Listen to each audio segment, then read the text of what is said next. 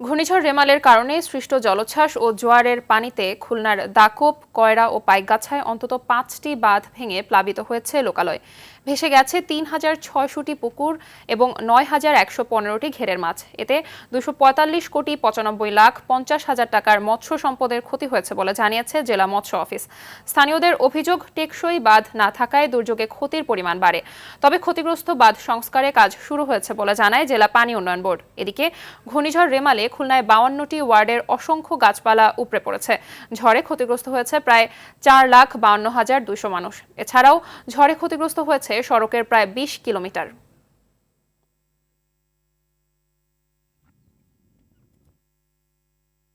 দর্শক, ঘূর্ণিঝড়ে ক্ষতির বিষয়ে জানাতে পটুয়াখালীর কুয়াকাটা থেকে সরাসরি যোগ দিচ্ছেন সহকর্মী কাজী সাইদ। সাইদ, রেমালের তাণ্ডবে ক্ষতিগ্রস্ত এলাকার সর্বশেষ পরিস্থিতি কেমন দেখতে পাচ্ছেন জানাবেন, আর সংশ্লিষ্ট কর্তৃপক্ষের কোনো সহায়তা পাঠানো হয়েছে কিনা?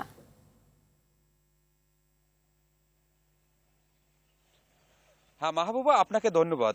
আপনি যেমনটা বলেছেন, আসলে ঘূর্ণিঝড় রেমানের যে তাণ্ডব চালিয়ে গেছে এই কলাপাড়া উপজেলায়, তার ক্ষতর চিহ্ন কিন্তু এখনো রয়ে গেছে। আমি যে জায়গাটিতে দাঁড়িয়েছি এটি কিন্তু এখন একটি ফসলের মাঠ ছিল, এটি কিন্তু পুরোপুরি প্লাবিত রয়েছে।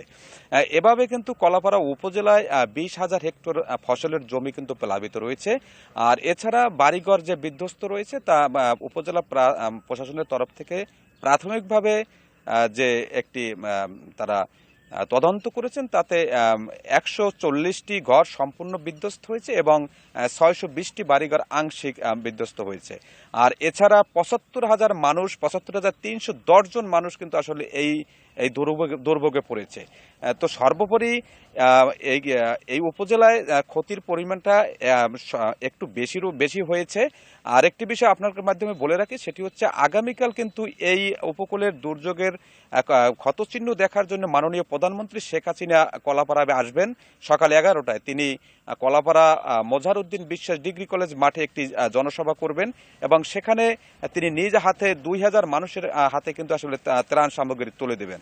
আর যে প্রশাসনের তরফ থেকে যেটি বলেছেন, আসলে প্রশাসনের তরফ থেকে কিন্তু শিশু খাদ্য এবং শুকনো খাবার কিন্তু বিতরণ করা হয়েছে। অর্থাৎ যেই সমস্ত ঘরগুলো বিধ্বস্ত হয়েছে, যাদের এখন আসলে খোলা আকাশের নিচে থাকতে হচ্ছে, তাদের কিন্তু আসলে ত্রাণ সামগ্রী পৌঁছে দেওয়া হচ্ছে। বলা যায় যে আসলে এই ঘূর্ণিঝড় রেমাল এর প্রভাব কিন্তু আসলে সামাল দেওয়ার জন্য উপজেলা প্রশাসনের তরফ থেকে আসলে সর্বস্ব তারা চেষ্টা করছেন এবং তারা মানুষের পাশে দাঁড়িয়েছেন।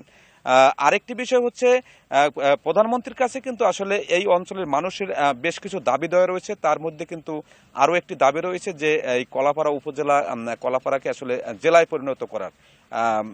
মাহবুবা, এই ছিল আমার কাছে কুয়াকাটা থেকে সর্বশেষ। জি, ধন্যবাদ আপনাকে।